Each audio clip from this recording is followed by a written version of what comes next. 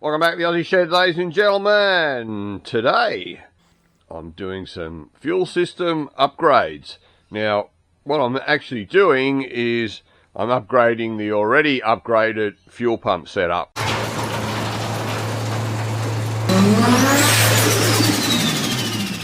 So if you've been watching my videos, you probably remember when I did this. So this is the standard 2+0 fuel pump carrier and sender assembly from in the tank there. So I've put a Walbro 485 in this and changed it over to AN fittings and beefed up the wiring. I basically replaced the standard wiring terminals there because they're not able to carry this kind of amount of current. You can see on the inside how that was done. There's a video on this on the channel. I'll put a link to that up there. So typically with projects like this, when you start on them, you have certain goals for the project, and a lot of time as things move on they change, and that's exactly what's happened to me here. Originally the single 485 probably would have been okay, but I'd really like a little bit more headroom that gives me, particularly if I'm going to be running an E85. I've sort of upped my expected power output for this engine as I've had more time and more money available to increase the quality of the components that I'm putting back into the engine build. So I will be pushing it essentially a lot harder than I thought I would be when I first started the build. And that's a pretty common thing that happens. You know, that's why you get creep in all your projects and everything, why they seem to just go on forever and all that sort of stuff. But I digress. So this is where I'm at now. So I've purchased a Polar Engineering fuel pump assembly there. If you buy this in Australia, which I've done, you are required to do a bit of assembly work, fit the pumps, etc. Just be aware it is a little bit tricky fitting the stage pump, and the main reason being that the outlet for the stage pump in here wants to share the same real estate as your fuel level sender.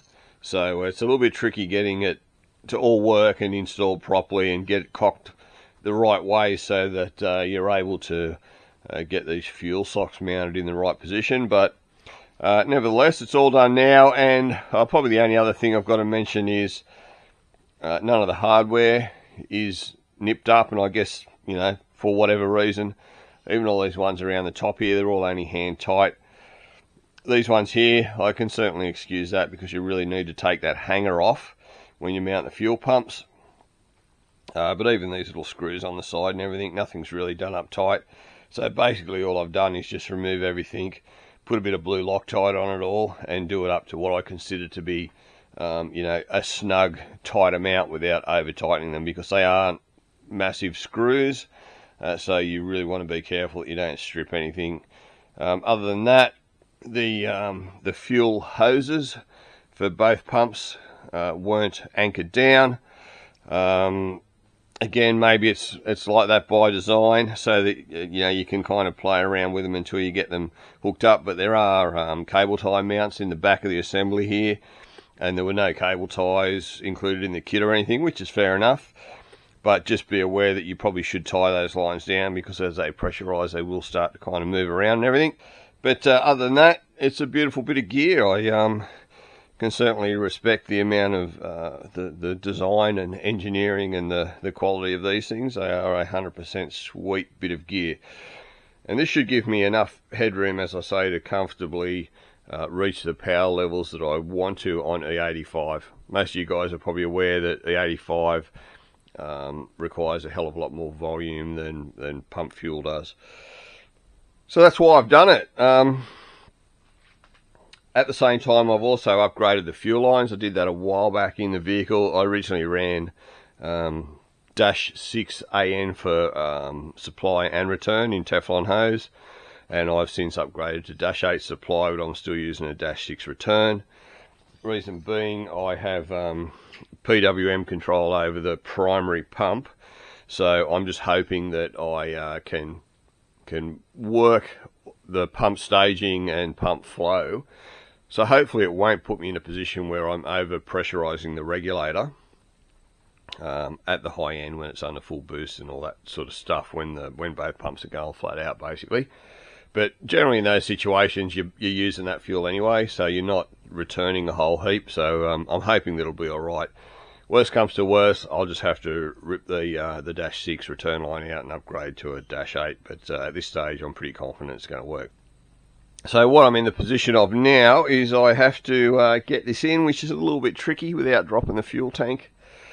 And to drop the fuel tank, you've got to drop the rear axle assembly. I'm going to have a crack at it. And for me personally, one of the other things that's making it tricky is I have not yet replaced the AN6 line that goes from my fuel filter under the car to the fuel pump hanger. It's still sitting there as dash 6. That's also quite hard to get to, so again, I'll see how I go, but I might end up having to drop the tank. But again, that's just a few hours work. So we'll just see how this goes, eh? If there's anything interesting that happens, I'll turn the camera back on.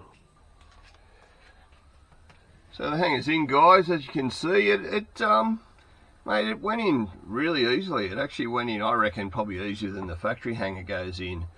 But I've definitely got a situation with my AN lines here. They're now definitely not in the right spot. So, yeah, issues to deal with. But that's cars, isn't it? So I'll see what eventuates with this. Either I'm going to be able to do it with the tank still in, or I'm not. I'll keep you updated. Alright, so far this has proven to be quite challenging. You can see there is a lot of stuff I've had to take out of the car to replace these lines and replace the fuel pump hanger. A lot of this is due to the fact that I secured the original AN line conversion that I did. I actually secured them to the tank, which has made it near impossible to get them out without dropping the tank right down. I have not dropped the rear suspension, I've just dropped the tank. You can get it down about probably 30-40 mil without taking the suspension out. So that's where I'm at, and as I say, it has proved to be quite challenging. I have had to move pretty much everything under the car to make it all kind of fit back, but what I have had to do is make up new AN lines, which is what I'm doing at the moment. So we'll head over to the bench and I'll give you a quick squiz of what I'm doing over there. So these are the new AN lines that I've made up. This is my AN8 line that runs from the Polar fuel hat down to my fuel filter, and this is the AN6 return line.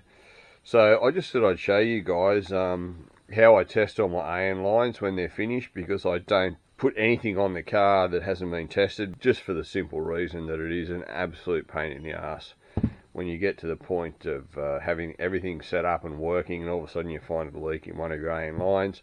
It is pretty simple to test them first. So I've just got these two blocks that I've made up here, just a bit of aluminium, a couple of AN fittings on it, ball valve on there with a hose fitting on it. This one here, you can sort of see it's marked AN6, and this one's kind of marked, I think it's AN8 and AN10 on it. So you can use these two ways. You can use it like this one is here, so it's just got an AN6 hose screwed onto either end, just this one complete hose. So you obviously plug your air hose in, 120 psi is what I usually use. Lock the ball valve off, or leave it connected, whatever you want to do, and then I just throw it in a bucket of water, which I have here, which I'll give you a demo in a second.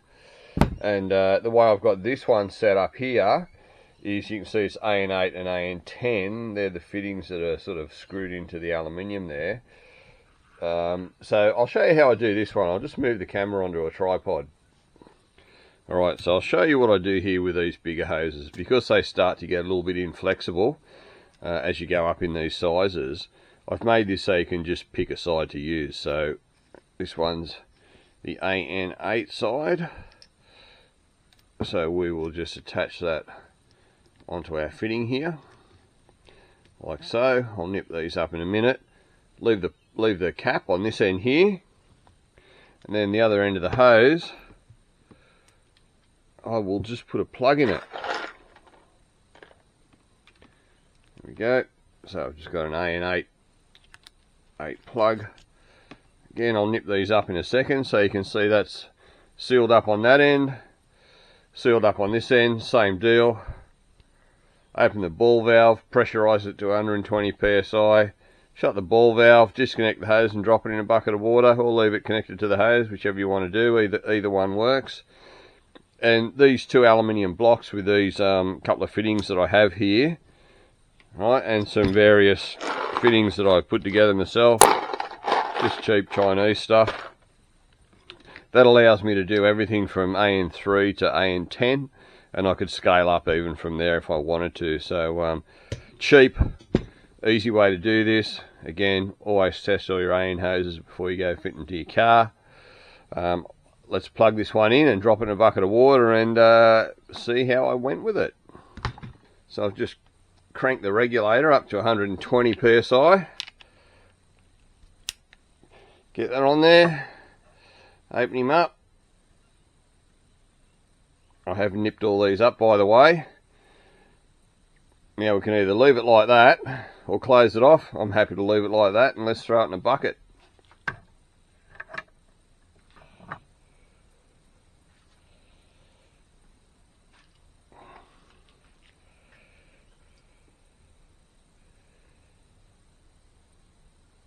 Alright, so there you go. We're in the bucket. Let's get down and have a look. Alrighty. So as you can see, the hose itself, other than having a few bubbles attached to it, looks like one of my fittings on the aluminium block is leaking slightly. But other than that, the actual hose itself, other than having a few trapped air bubbles on it, all looks pretty damn good. You would absolutely 100% know with 120 psi if there was a leak in this hose.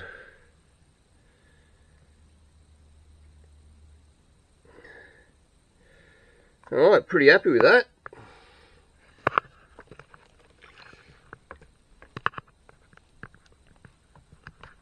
And I'll just give you a bit of a demo here. So I've just closed the ball valve.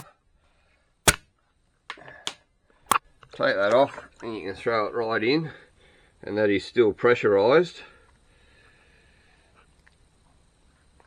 Right, and then you just let the air out, and that's that one. We know that hose absolutely fine to put in a service and good to go. I'll do the same deal with this one, and then we might get them installed, eh? Alrighty. So that is pretty much done now, guys. So as you can see here, this is our new Dash 8 line going into the filter here, up to the vehicle, Dash 6 return, back through the ethanol content analyzer, and back up to the tank.